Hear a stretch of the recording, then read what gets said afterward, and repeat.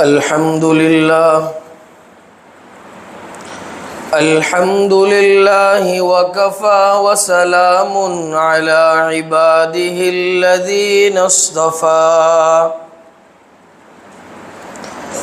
خصوصا على أفضلهم وخاتم النبيين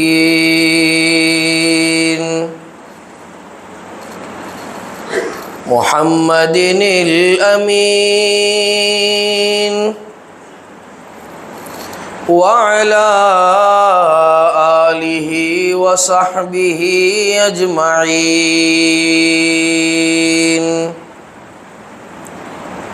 أما بعد فأعوذ بالله من الشيطان الرجيم بسم الله الرحمن الرحيم يا أيها الذين آمنوا توبوا إلى الله توبة نصوحا صدق الله العظيم عن النبي صلى الله عليه وسلم أنه قال إن الله يرفع بهذا الكتاب أقواما صدق رسوله النبي الأمي الكريم اللهم صل على سيدنا محمد وعلى آل سيدنا محمد وبارك وسلم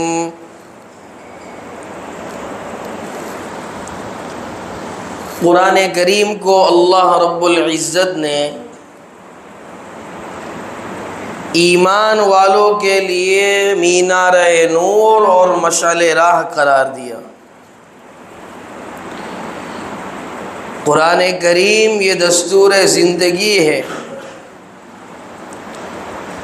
قرآن کریم یہ رولز اور ریگولیشنز کی کتاب ہے کہ جب ایمان کے دائرے میں انسان داخل ہو جاتا ہے تو کون سے قوانین پر عمل پیرا ہونا اس کے لیے ضروری ہوتا ہے، اس کی کتاب ہے۔ قرآن کریم نے انسانوں کو انسانیت کا سبق پڑھایا۔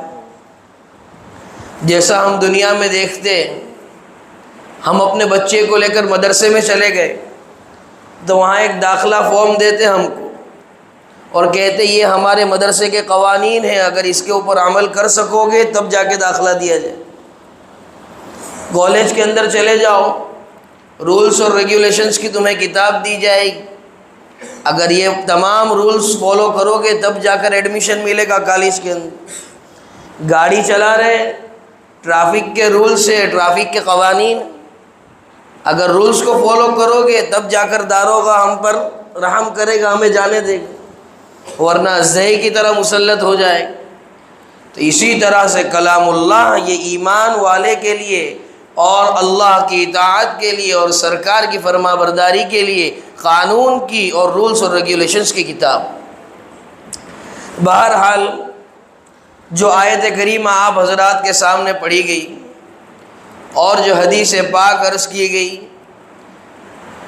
اللہ رب العزت آیت کریمہ کے اندر ایمان والوں کو ایک اہم سبق پڑھا رہے ہیں۔ اللہ رب العزت نے فرمایا، سورہ تحریم کی آیت آپ حضرات کے سامنے پڑھی، یا ایھا الذین آمنوا، اے ایمان والو، توبوا الی اللہ توبۃ نصوحا، اللہ سے پختہ توبہ کا ارادہ کرو اور آئندہ گناہ نہ کرنے کا عزم مصمم کرو۔ اللہ سے توبہ کا ارادہ نہیں کرنا ہے۔ کون سی توبہ فرما رہے اللہ رب العزت؟ توبۃ نصوحا۔ نصوح کے معنی کیا ہو؟ ایسی توبہ کریں کہ جو ماضی میں گناہ ہوئے ہیں اس پر ندامت ہو، شرمندگی ہو، پشیمانی ہو اور اللہ کے حضور جو ندامت کے آنسو بہائے گئے اور آئندہ گناہ نہ کرنے کا عزم مصمم ہو، پختہ ارادہ ہو، اس کو کہتے ہیں نصوح۔ توبۃ نصوحہ کا معنی ہی۔ تو اس کے نتیجے میں کیا ہو؟ جب ہم اللہ سے توبہ کر لیں گے ہمارے گناہوں کے عوض، تو نتیجتاً اللہ رب العزت ہمارے گناہوں کو ہم سے ہٹا دیں گے، گناہوں سے صرف نظر کرتے ہوئے ایسی جنت میں داخل کریں گے کہ جس کے نیچے سے نہریں جاری ہوں گی۔ عسیٰ ربکم ان یکفر عنکم سیئاتکم ویدخلکم جنات تجری من تحتها الانہار۔ اور اللہ رب العزت مزید انعامات عطا فرمائیں گے۔ فرمایا یوم لا یخزی اللہ النبی والذین آمنوا معہ، اس دن اللہ رب العزت نبی کو اور ان لوگوں کو جو اللہ کے نبی پر ایمان لے آئے، دین شریعت محمد کو دل و جان سے قبول کیا، رسوا نہیں فرمائیں گے۔ نورہم یسعی بین ایدیہم وبایمانہم، ان کے دائیں ہاتھ پر اور ان کے آگے ان کا نور دوڑتا ہوا چلا جائے گا۔ نورہم یسعی بین ایدیہم وبایمانہم یقولون ربنا اتمم لنا نورنا۔ اس وقت ایمان والے کہیں گے اے پروردگار، ہمارے لیے دائیں والا جو نور ہے، ہمارے آگے اور سامنے والا جو نور ہے، اسے مکمل فرما۔ وَاغْفِرْ لَنَا، اور ہماری مغفرت فرما، ہمارے لیے معافی کے فیصلے فرما۔ ان اللہ علی کل شیء قدیر، یقیناً اللہ رب العزت ہر چیز پر قادر ہے۔ اللہ رب العزت سب کچھ کے بنا سب کچھ کر سکتا ہے، اور ہم سب کچھ ہونے کے باوجود کچھ نہیں کر سکتے۔ بہرحال یہ تو آیت کریمہ میں اللہ رب العزت نے کیا سبق پڑھایا ہے، اس کی چند باتیں آپ حضرات کے سامنے عرض کی۔ عصر حاضر میں جو احوال ہے، مسلمانوں کے خلاف جو پروپیگنڈے ہو رہے ہیں، جو سازشیں ہو رہی ہے، جو پلاننگ ہو رہی ہے، جو گھر واپسی کے نعرے لگائے جا رہے ہیں، تو اس کے اندر سب سے بڑی چیز اور سب سے بڑی کوتاہی وہ ہمارے گناہ ہیں۔ کوئی بھی احوال ہو، کیسے بھی حالات ہو، ہماری زبان سے نکلتا ہے یہ ظالم حکمران مسلط ہو گئے، اس بنا پر ایسے احوال ہیں۔ کیوں قرآن و حدیث پر نظر نہیں ہے؟ کیا فرمایا حدیث پاک میں؟ اعمالکم وعمالکم، جیسے تمہارے اعمال ہوں گے ویسے تم پر حکمران مسلط کر دیے جائیں گے۔ ضرورت اس بات کی ہے کہ توبۃ نصوحہ کو جو ہے مضبوطی سے پکڑ لو، اور اللہ کی رسی کو واعتصموا بحبل اللہ جمیعا، یہ قرآن کریم یہ اللہ رب العزت کی ایسی رسی ہے کہ جس کا ایک سرا باری تعالیٰ کے ہاتھ میں ہے اور دوسرا سرا اللہ رب العزت نے اس دار فانی میں چھوڑ رکھا ہے، اس کو مضبوطی سے تھام لو۔ اور مضبوطی سے تھامنے کا مطلب یہ کہ قرآن کریم پر عمل کرو، قرآن کریم کی باتوں کو سنو، سمجھو اور اس پر عمل پیرا ہو جاؤ۔ قرآن کریم نے اس وقت کیا کہا؟ توبہ کا دروازہ ابھی کھلا ہے، ابھی کوئی توبہ کا دروازہ بند نہیں ہوا۔ وہی اللہ آج بھی موجود ہے جس نے نبی کریم صلی اللہ علیہ وسلم کے پیارے چچا حضرت حمزہ رضی اللہ تعالیٰ عنہ کے کلیجہ چبانے والی ہندا کو معاف کر دیا۔ تو ہم تو اتنے گنہگار نہیں کہ ہندا کی طرح ہمارے گناہ ہو۔ جب اس کو اللہ معاف کر سکتا ہے تو چھ پدی اور چھ پدی کا شوربہ کیوں ہمیں معاف نہیں کر سکتا؟ اللہ رب العزت تو مغفرت کے بہانے تلاش کرتے۔ حضرت ابن مسعود رضی اللہ تعالیٰ عنہ جلیل القدر صحابی فرماتے ہیں اللہ رب العزت کو توبہ کتنی پسند ہے۔ حدیث پاک کے اندر مضمون ملا، لکھا ہے کہ ایک آدمی اپنے گھر سے نکلا اپنا سارا ساز و سامان اونٹ کے اوپر لاد کر، اور جب نکلا تو ریگستان کے اندر پہنچ کر جہاں نہ میلوں تک کھانے کا کوئی دانہ تھا، نہ پینے کو پانی کا کوئی قطرہ تھا، پہنچا۔ اب تھکن کے بعد آرام کے لیے ایک جگہ کو اس نے مقرر کیا، آرام کے لیے لیٹا، اور سارا اس کا ساز و سامان اونٹ کے کجاوے کے اوپر لدا ہوا تھا۔ اب جب آرام کے بعد اس کی آنکھ کھلی، آنکھ کھلتے ہی دیکھ رہا ہے نہ میرا اونٹ ہے نہ میرا سامان ہے۔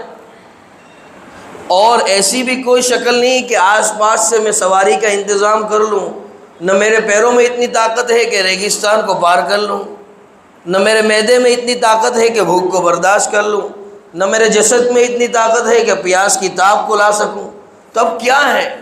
اب مایوسی کا شکار ہو گیا اس وقت انسان۔ مایوس کبھی نہیں ہونا چاہیے۔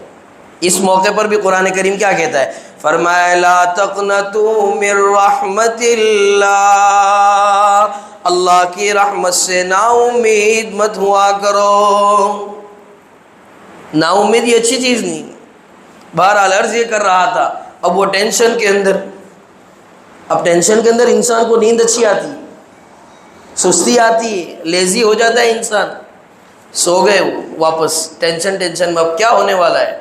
سوچ لیا اوے تو ہوں چاہلو جائیس، اوے تو اپنو کھیل ختم۔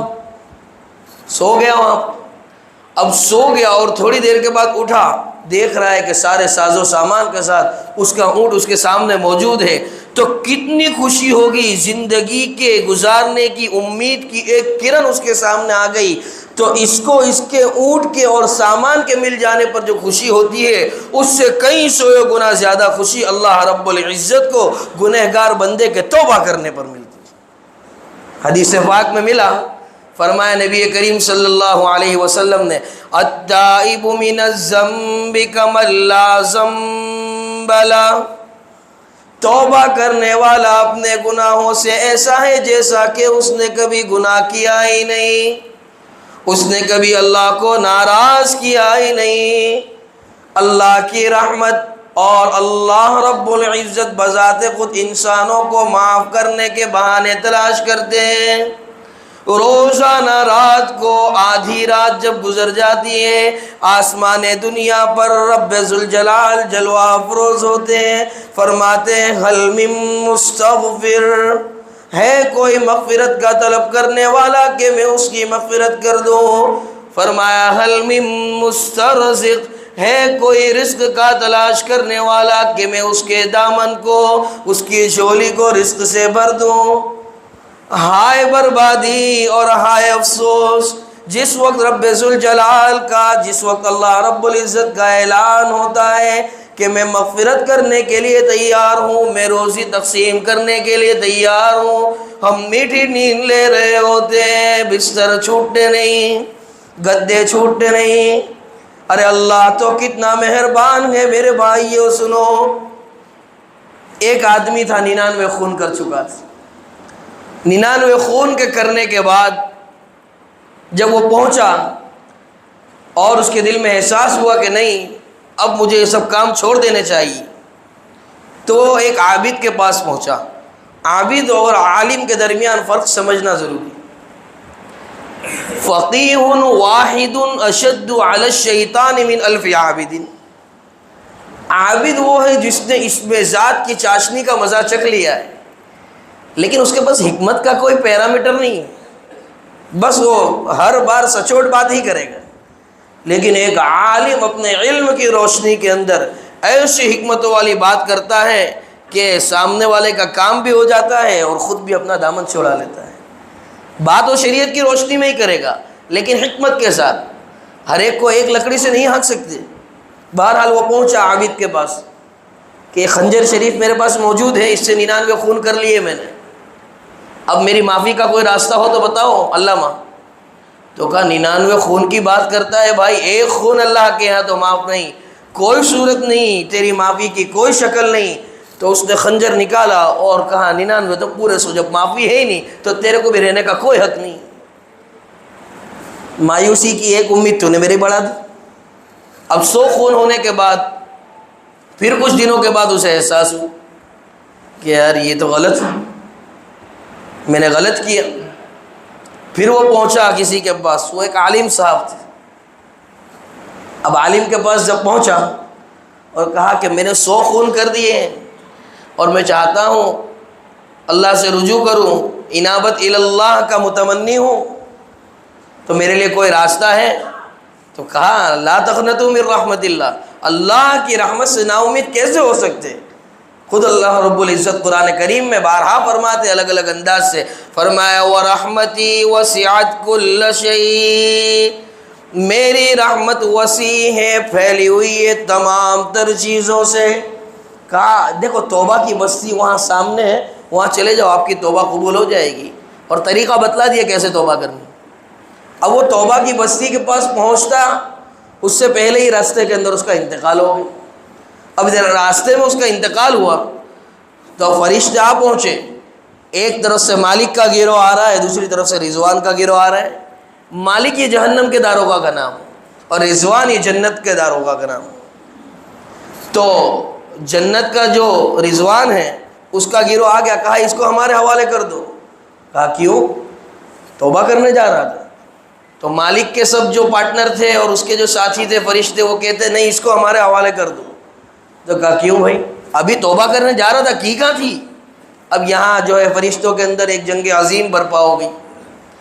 تو اتنے میں اللہ رب العزت نے فیصلہ فرمایا کہ دیکھیے کہ اس کا راستہ جو تھا توبہ کی بستی کی طرف، تو یہ قریب توبہ کی بستی سے ہے، یعنی ہماری توبہ سے زیادہ قریب ہے، یا اس بستی سے زیادہ قریب ہے جہاں اس نے جرائم کیے.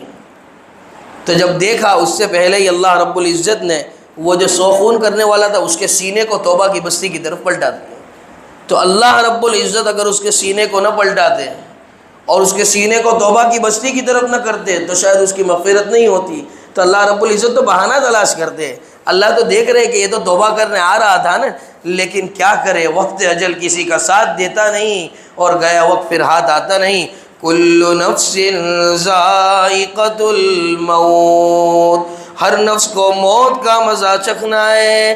موت سے پہلے اللہ سے توبہ دلہ کر لو، معافی تلافی کر لو.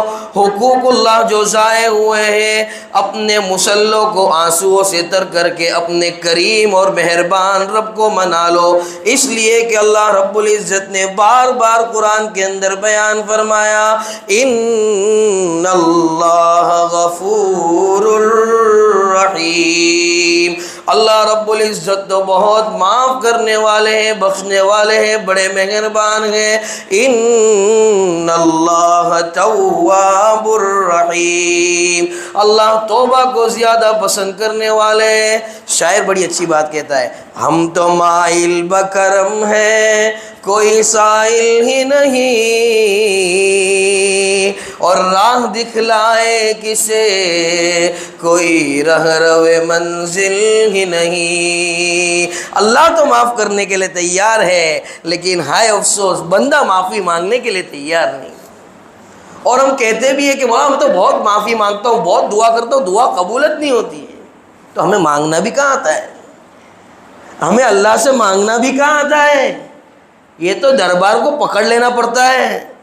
حدیث پاک میں لکھا ہے کہ بندہ جب ایک بالش اللہ کی طرف جاتا ہے تو اللہ ایک ہاتھ اس کی طرف آتا ہے. بندہ جب چل کر اللہ کی طرف جاتا ہے اللہ دوڑ کر اس کا استقبال کرتا ہے. تو پھر وہ اللہ کیوں ہماری نہیں سنے گا؟ وہ اللہ کیوں ہماری مغفرت نہیں کرے گا؟ اس کی سب سے بڑی وجہ ہے کہ توبہ کرنے کا طریقہ ہی ہمارے پاس نہیں. اڑ جانے کا اللہ رب العزت کے دربار پہ طریقہ ہی ہمارے پاس نہیں. واقعہ سن، ایک دربار تھا بادشاہ کا، اس دربار کے اندر ایک انسان کا خون ہو گیا. اب جب خون ہوا تو خون ہونے کے بعد اب خونی تلاش کر رہے، مل نہیں رہا ہے. تو دو آدمیوں کے اوپر شک ہو گیا، ان دونوں کو قید کر لیا. ان میں ایک ظالم تھا، دوسرا مظلوم تھا. رات میں قید خانے میں دونوں کو ڈال دیا اور بادشاہ نے فیصلہ سنایا کہ دوسرے دن ان دونوں میں سے فیصلہ کر دیا جائے گا.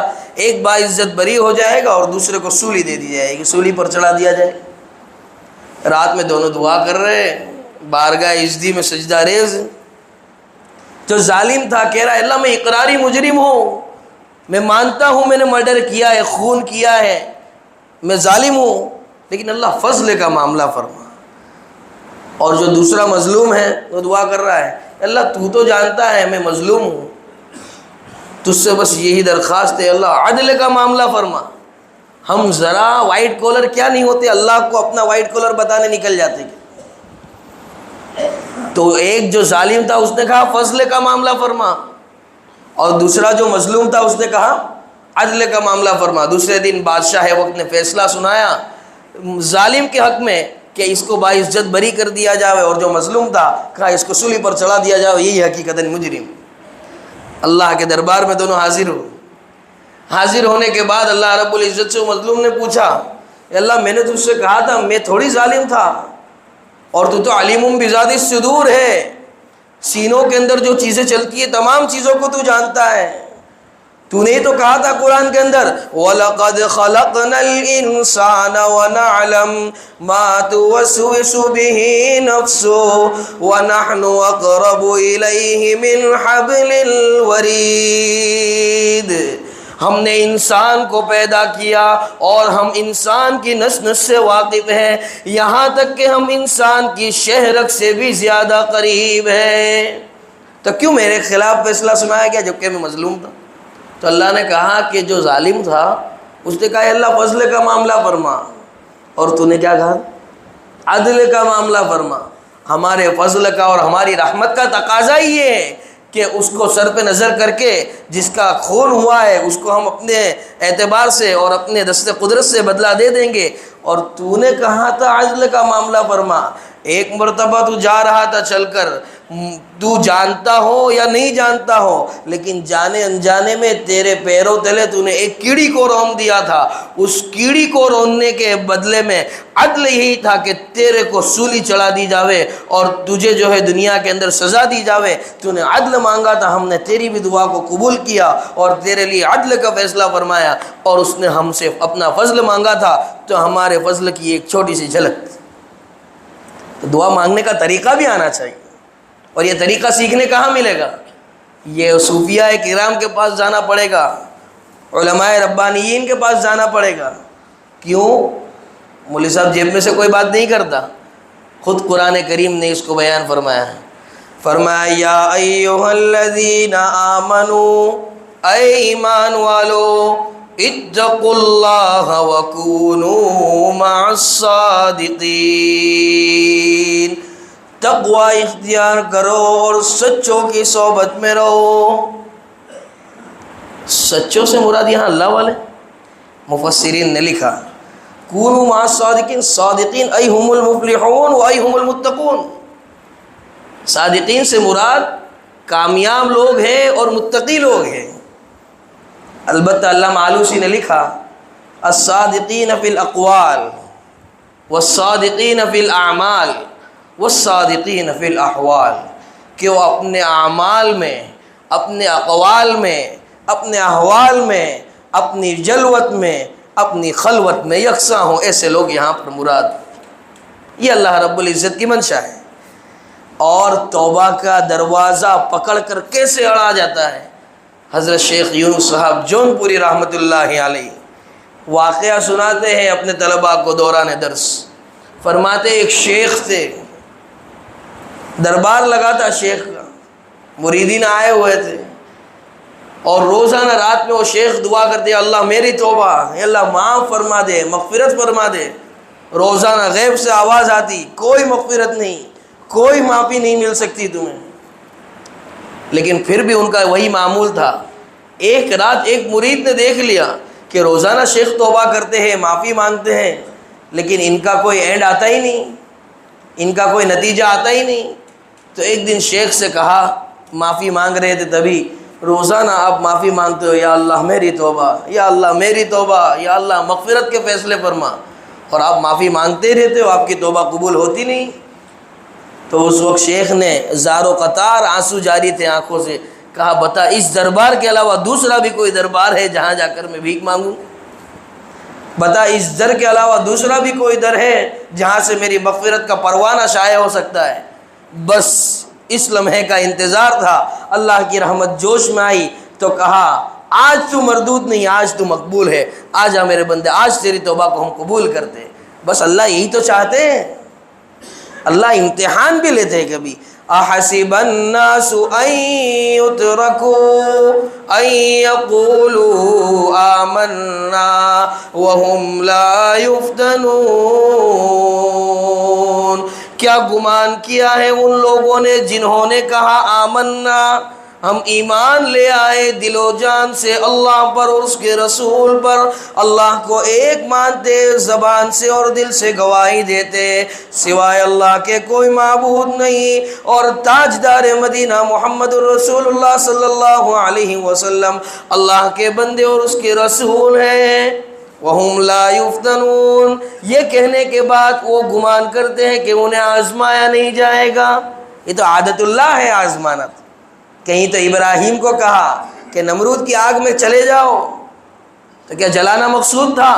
نہیں، آزمایا جا رہا تھا۔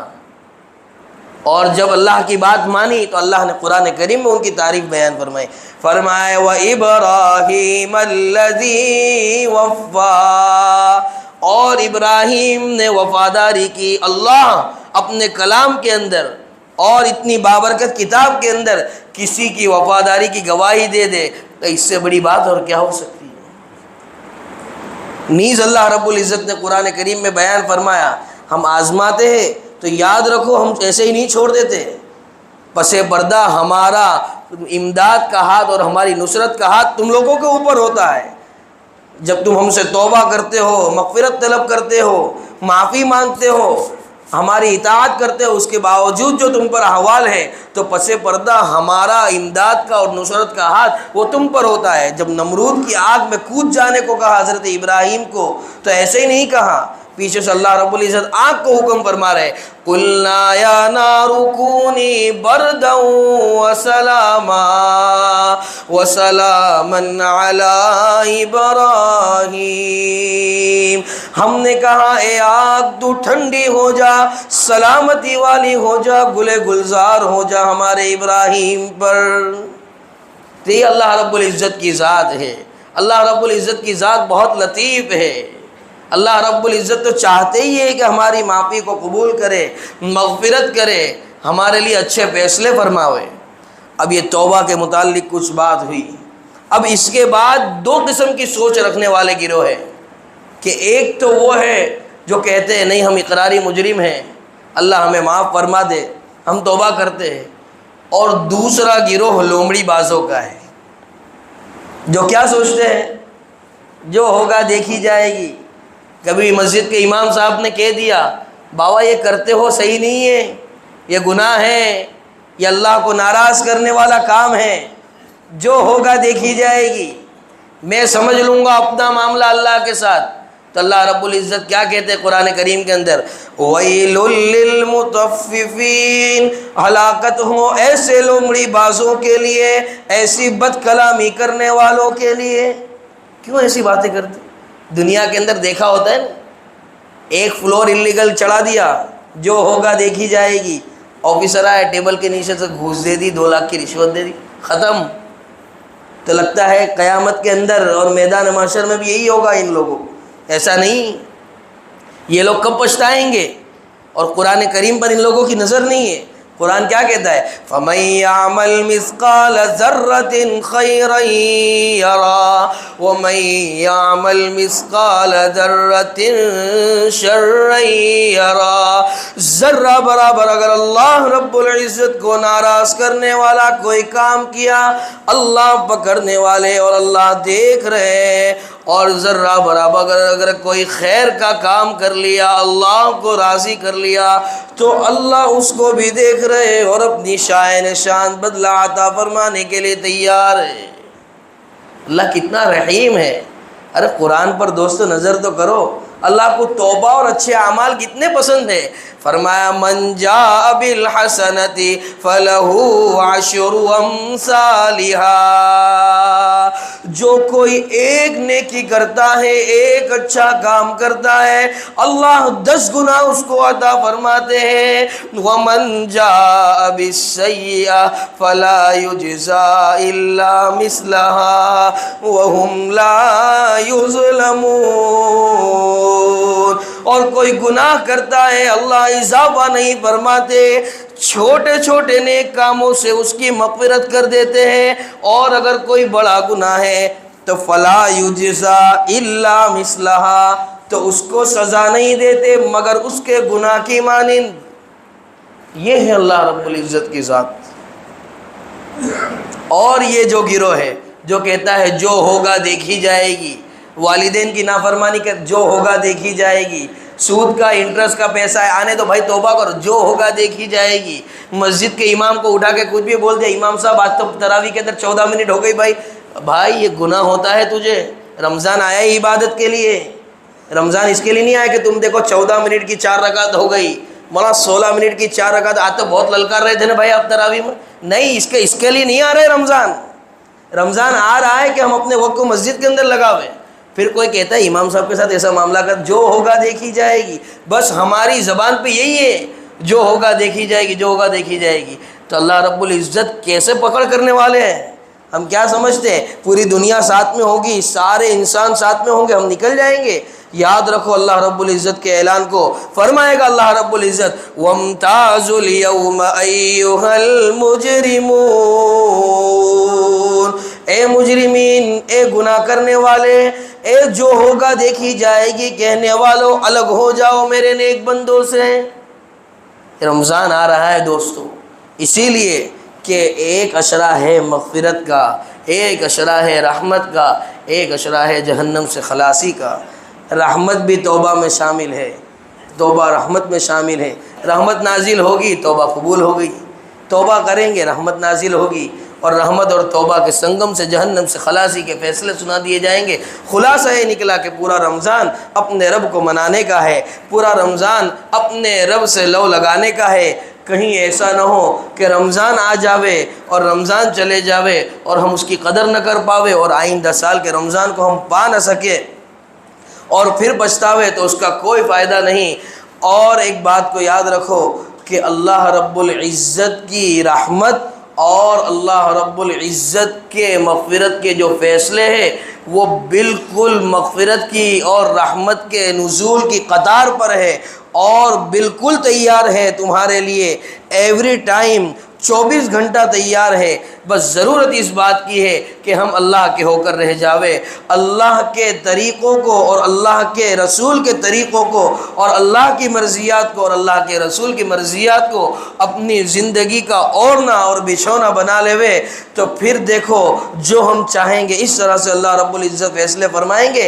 ہمیں شکایت رہتی ہے کیوں ہماری مرضیات کے مطابق فیصلے نہیں ہوتے، تو شاعر کہتا ہے خود ہی کو کر بلند اتنا کہ ہر تقدیر سے پہلے خدا بندے سے خود پوچھے بتا تیری رضا کیا ہے۔ اور ان تمام باتوں کے بعد ایک آخری بات کو بیان کر کے اپنی بات کو ختم کریں گے کہ مال و دولت، مال و متاع، سونا چاندی، مال و زر، اس کا ہم بہت بڑا دخل سمجھتے ہیں رحمت کے ساتھ اور مغفرت کے ساتھ، اور کہتے ہیں بعض لوگ مولانا آپ کہتے ہیں توبہ قبول نہیں ہوگی اور توبہ کرو مغفرت طلب کرو، تو یہ تو ہم کو اس کے لیے غریب ہو جانا پڑے، مسجد کا کونا پکڑ لینا پڑے۔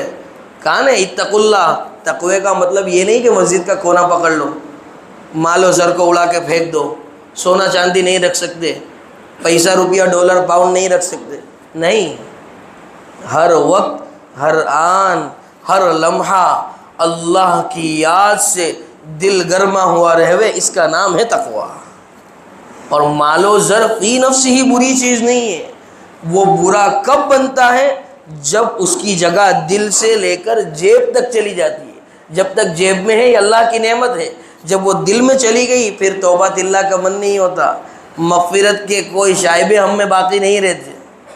اسی لیے تو کہا شاعر بڑی اچھی بات کہتا ہے، اے کہ صبرت نیست از دنیا دو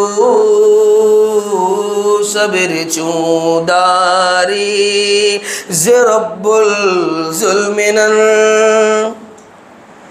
اے کہ صبرت نیست از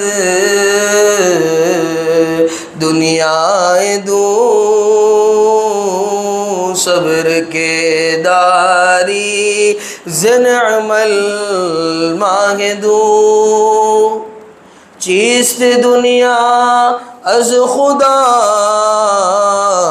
غافل بدن نیک معاشو نقرو فرزند زن چیست دنیا از خدا غافل بدن نیک معاشو نقرو فرزند زن. مال و متاع اور مال و زر کا ہونا فی نفسی ہی بری چیز نہیں ہے، لیکن اس مال و زر کا جیب سے دل کے اندر آ جانا اور اللہ کی یاد سے غافل کر دینا، اللہ کی مغفرت سے غافل کر دینا، یہ بری چیز ہے. انہی چند گزارشات پر ہم اپنی بات کو ختم کرتے ہیں. اللہ رب العزت کہنے سننے سے زیادہ عمل کی توفیق عطا فرماوے. وآخر دعوانا ان الحمد للہ رب